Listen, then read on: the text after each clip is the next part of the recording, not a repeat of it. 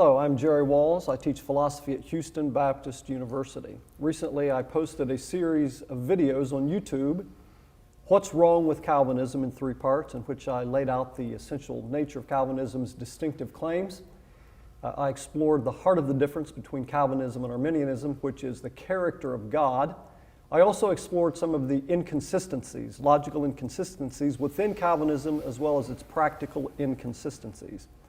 Not surprisingly, anytime you post something like this, you get some controversial remarks from critics, and several of those have come forth from persons who have said, but what about the Bible? You haven't said a whole lot about the Bible, and granted, my focus was on philosophical and theological coherence, and I want to say this very quickly. I don't think it's a good idea to set consistency against the Bible and biblical interpretation, because if your interpretation of the Bible is correct and the Bible is consistent itself, then the theological claims you derive from the Bible will also be consistent. So if there's inconsistency, either the text itself is inconsistent or you've not interpreted it correctly. Well, at any rate, what about the Bible? That's the question that's being pressed. And to help us deal with this, I have one of my friends, one of my former students here from Houston Baptist, just finished his master's degree and is headed off this fall to St. Andrews, Scotland, to pursue further graduate studies, a budding New Testament scholar here. And I mentioned in the first set of videos that Calvinism is very popular, very attractive to the younger generation, the young, the restless, and the reformed, as one book title would have it.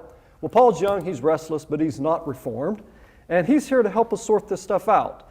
Paul, let's just begin by quickly saying, what is it about Calvinism that's so attractive to your generation? It seems counterintuitive, at least on the face of it, that a hard, difficult, demanding doctrine like this would be so attractive to the young and the restless. Why is this? Sure, yeah. I think it roots in something positive, and that's the good thing. The positive thing is that our generation is really desirous to know the Bible and to strive to have a faith that is biblically accurate. And I think it roots in a desire to know the text and to bow your worldview to what the Bible teaches. And so I think that's the good thing from which it springs. But I think that desire to know the Bible well and for it to be your worldview was met with just this charismatic Reformed preaching.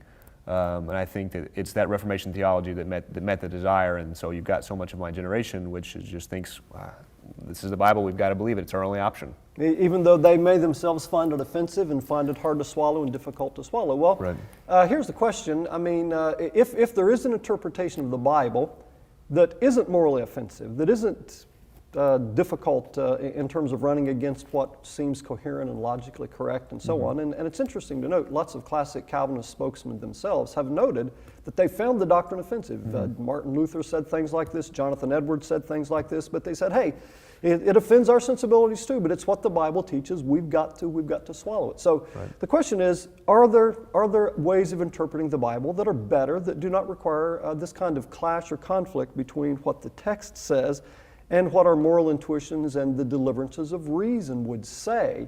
Now we're going to look in these videos at some of the key texts, particularly Romans 9. We're going to look at that in detail in the second video. And then in video number 3, we're going to look at other pertinent texts here. But today we're going to just kind of lay the groundwork in this first video, because in order to be a good interpreter of the Bible, you've got to interpret things in context. Everybody knows that. So you can't just like say, well, here's a verse right here in Romans 9, you know, it says this. This just settles the issue. Right. To interpret Romans 9, you've got to interpret Romans as a whole, Romans 9 to 11, that pericope, Romans as a whole. But you've got to understand Romans in light of the whole biblical story, the whole Bible. Talk to us about that, Paul. What's the background we need to understand Romans 9 and these difficult, controversial texts? Sure. Like you said, 9 belongs to a section, 9 through 11, and that belongs again to the whole letter of Romans. And the letter of Romans belongs to the whole body of writing in the New Testament. And the New Testament writers believed and recorded and knew that the events about which the New Testament are written, the events of Jesus, his death and resurrection, those were the events which were the climax of the story of the Bible, that were the climax of the story of the world. Jesus' death and resurrection is the event around which world history turns. They knew that, they believed that, and that's what they wrote about. But if they're telling us about the climactic point in the story, that means you've got to know the story that preceded it. Can't gotta know the appreciate the background. climax of the story if you don't know the story that leads up to it, the Exact- backstory. Yeah, exactly. And so when you all of a sudden you see a climactic statement like, "For Christ is the end of the law for all who believe," or "Christ is the end of the law of righteousness," you need to know, well, what does that mean? How does the law play in this? What's righteousness? Things like that. And why did he even need to come in the first place? All those questions can only be properly understood if you know the background of the Old Testament before it.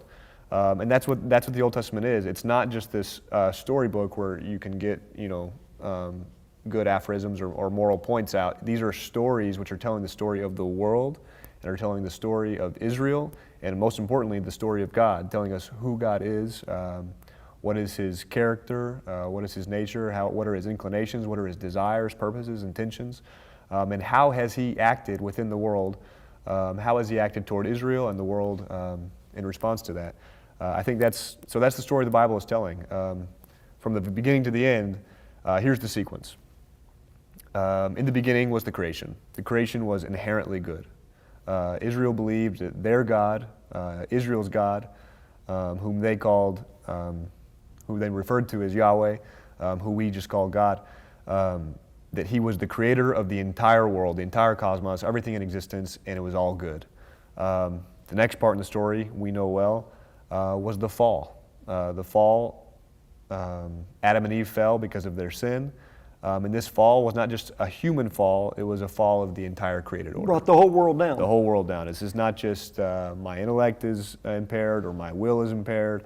This is the entire created order has been devastated. It's important to emphasize that, though, Yeah. that the most important truth is not the world is fallen. The most important truth is God created as good originally, and He's redeeming this world that He pronounced good. Sure. And if the whole created order has fallen, then that means that the restoration is not just of individuals, but is of the entire created order. The restoration entails not just my human soul or heart or mind or my individual self, but the entire created order.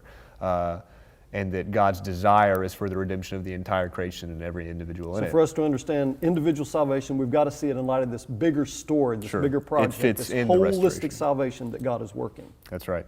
And so here's the key that you get. So there was creation, there was fall, and then there's God's desire to restore it all. And here's the key in the Old Testament and our understanding of the New Testament. Israel is the means, God's chosen means of restoration of the whole world. God elected Israel to be the means of salvation for the entire world.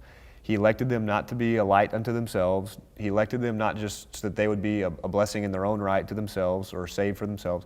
He elected them to be the means through which He would work to restore the entire created Starting order. clear back with Abraham, and you, all the nations of the world will be blessed. Exactly. Abraham, Isaac, and Jacob, they're the selected leaders of the nation of Israel, through which He'll work to redeem everything.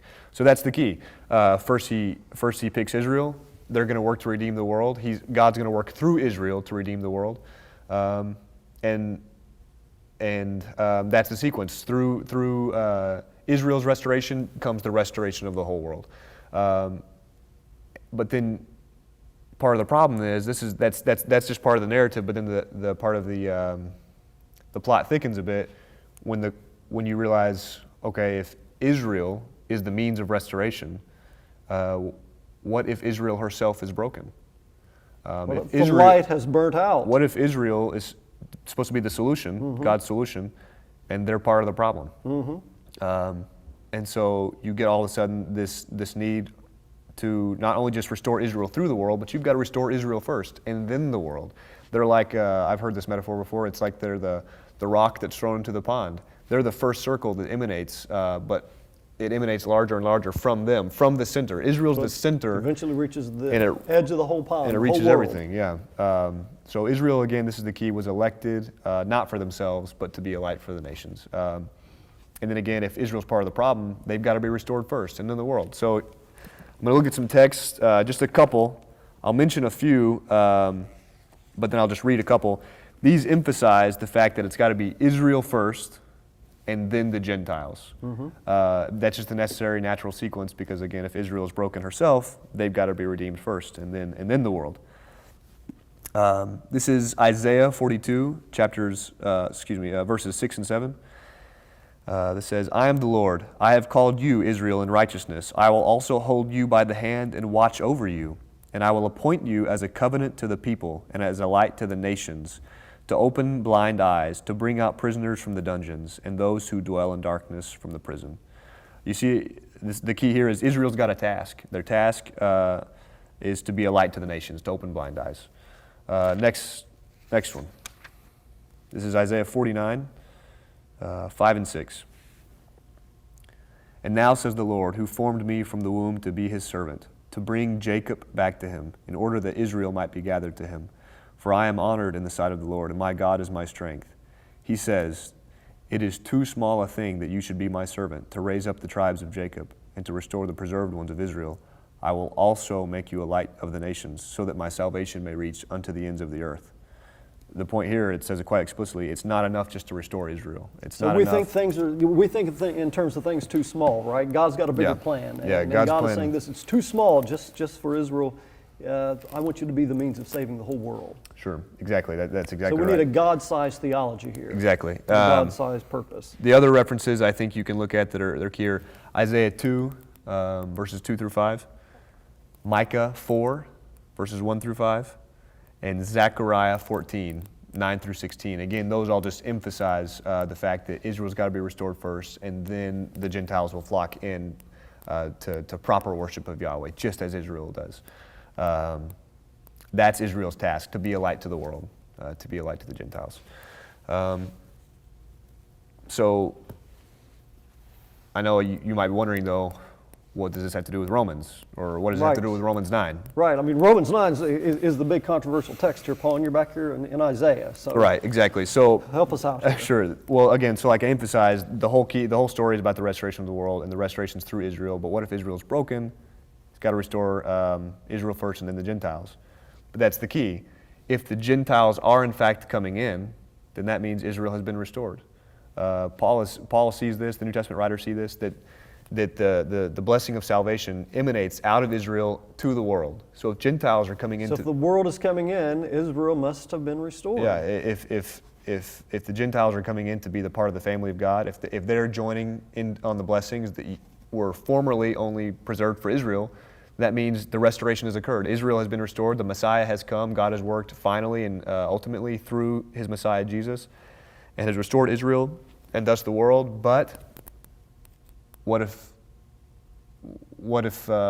this unity, what if this Jew and Gentile unity hasn't taken a hold in the minds of the minds and praxis of the believers, of Jew and Gentile? I think that's where you get a key issue in a lot of New Testament theology, with Paul especially, that this unity is key. If Gentiles are coming in, they're a part of the family of God now. You're not distinguished by ethnic boundaries. You're not distinguished by social customs. Now you're distinguished only by your shared faith in the single one Messiah. Mm-hmm. And that's another interesting point about the garden. In the garden, there was no distinction. In the garden, this original good creation, there was no ethnic distinction. There was no... We first see that with the Tower of Babel. Exactly. That doesn't...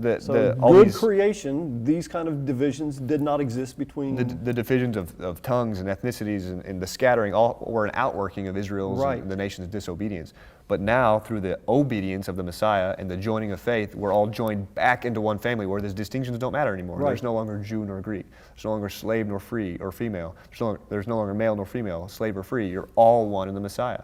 That's actually where I'll lead now. I'll get to the unity of Jew and Gentile in the New Testament. This is a big point for Paul, and it gets sidelined, I think, too easily, too quickly to say that that's just a cultural thing, like, oh, let's share over our commonalities. Let's all just be friends. Can't we all get along? That sort of thing. And it leads to that, but it's much, much more than that. Deeper it's than the that, eschatological fulfillment of the promises that there's going to be one family, all acknowledging God as their king and Jesus as their Messiah. Yeah. Here's one. I'll only do two of them. I'll only read two of them, and then I'll cite some others. Here's 1 Corinthians 12, verses 12 and 13. For even as the body is one and yet has many members, and all the members of the body, though they are many, they are one body, so also is the Messiah. For by one Spirit we were all baptized into one body, whether Jews or Greeks, whether slaves or free, and we were all made to drink of one Spirit. Again, obviously emphasizing the fact that there's no distinction now. You were all baptized into the same body by one Spirit, and you're all one now. One body, one Spirit. Exactly. Here's key. united. This is the last one I'll read from the non-Romans text, but it's a Pauline. It's from Ephesians 3. It is verses 4 through 10. This is key. He says, "And by referring to this, when you read, you can understand my insight into the mystery of Christ, which in other generations was not made known to the sons of men, as it has now been revealed to his holy apostles and prophets in the Spirit." So he's saying there's a mystery. It's the mystery of the Messiah, and it hasn't been revealed yet. But now, to Paul, it has been revealed. He says, "To be specific, that the Gentiles are now fellow heirs and fellow members of the body, and fellow partakers of the promise in Christ Jesus through the gospel, of which I was made a minister according to the gift of God's grace, which was given to me according to the working of his power." He's saying that Gentiles, this is the secret which has now been revealed. Gentiles are fellow heirs and fellow members of the body, and they're fellow partakers of the promise. And Paul says, "To me, the very least of all saints, this grace was given, to preach to the Gentiles the unfathomable riches of the Messiah, and to bring to light what is the administration of the mystery which for ages has been hidden in God." Again, this mystery which for ages has been hidden in God, which is Paul's whole ministry, is to tell that the Gentiles belong to the family. Gentiles and Jews, which is a Gentile, of course, is just anyone but a Jew, that they all belong together now. There's no discord there. So Israel's purpose as the light to nations Exactly. is now coming to fulfillment and Exactly. fruition in the unity of the body of Christ, Jews and Gentiles as one. Exactly. I'll just say these other references. I won't read them. Ephesians 2, verses 11 through 16. Ephesians 4, verses 1 through 6. Galatians 3, verses 26 to 29. 1 Corinthians 1, really just read that whole chapter and you'll see it. Verse 1, verse 2. So this is a prevalent 10. point It's in the all New over Testament. Paul. This is deeply rooted in the New Testament. Because think of Lots it, passages. the restoration is a return to the garden. A restoration is a return to right relationship with man and God. And if that's true, then there should be unity. If there is unity, then that's a sign of the restoration. And it's a sign of the power of the Messiah, the unity of Him, that He joins all people, regardless of ethnicity, or regardless of any of that.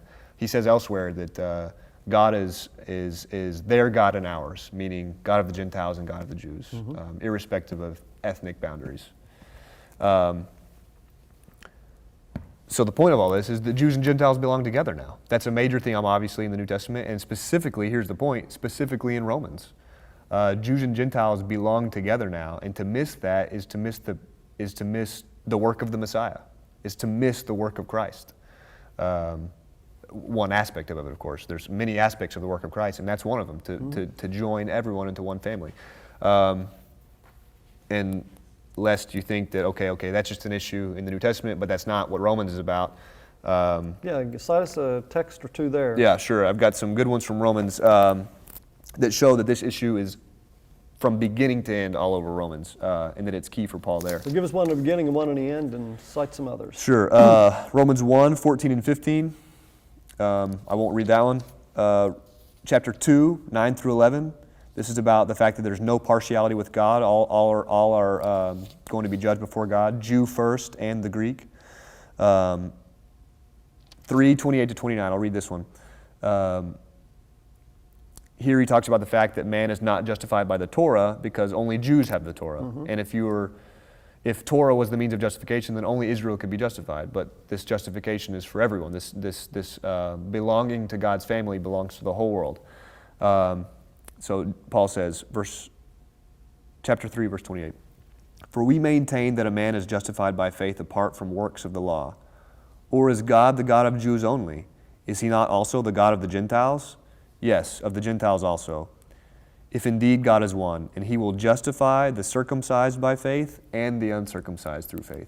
Point is that Jew and Gentile belong together. They belong in the single family of God. God is not just the God of Israel. He's the God of the entire world. And this restoration is universal. So were the Romans getting this? They weren't getting this. You can see that played out in the end here, and this is the last one I'll read from Romans. It's from, there's one in chapter 14, and there's also lots of them in chapter 15. But it's the fact that they, for example, like a Gentile doesn't observe Jewish kosher laws. So what if Jew and Gentile Christian are living together? Gentile doesn't observe the food laws, the Jew does. They might divide over that. They might see the Jew doing that and think, oh, he hasn't really accepted the full work of the Messiah as I have.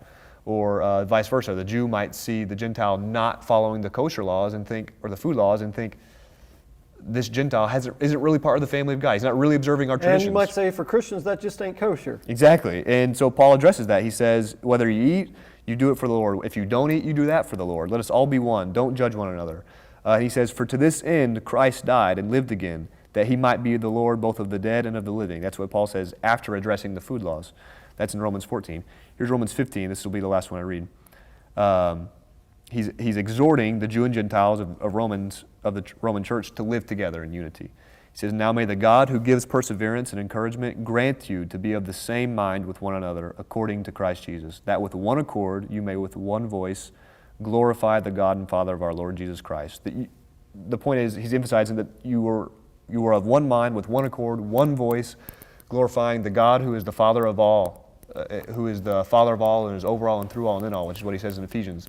Again, in the emphasis of unity. Right. Christ is the Christ of all of us. So God is the God of all of us. were they experiencing unity? That's the question. Yeah. I mean, so is there anything about Romans, the context, that would tell us whether they were living this out? We have good historical evidence which suggests that they were not living in unity. The historical context is in the late 40s, the Emperor Claudius, in the Roman Empire, the Emperor Claudius sent out an edict and he banished all Jews from the empire. So the Jews were expelled from the Roman Empire. That's right. In 40. In the late 40s. And then in, what was it? It was the year 54. The new emperor, Nero, he rescinded this edict and allowed the Jews to come back in. So they were banished in the late 40s, and that was rescinded in 54, and they were allowed back. Exactly. So Jews expelled, Jews then were brought banished, back. Okay. and then Nero let them back in. Here's what N.T. Wright says in his commentary. He says, consider, on the one hand, the position of Gentile Christians vis-a-vis non-Christian Jews. This Roman anti-Jewish sentiment, for which there is abundant evidence in the late antiquity, would create a context in which many Romans would be glad to see the Jews gone and sorry to see them return. So just saying that the Romans had an anti-Jewish sentiment, they would have been happy that the Jews were coming back.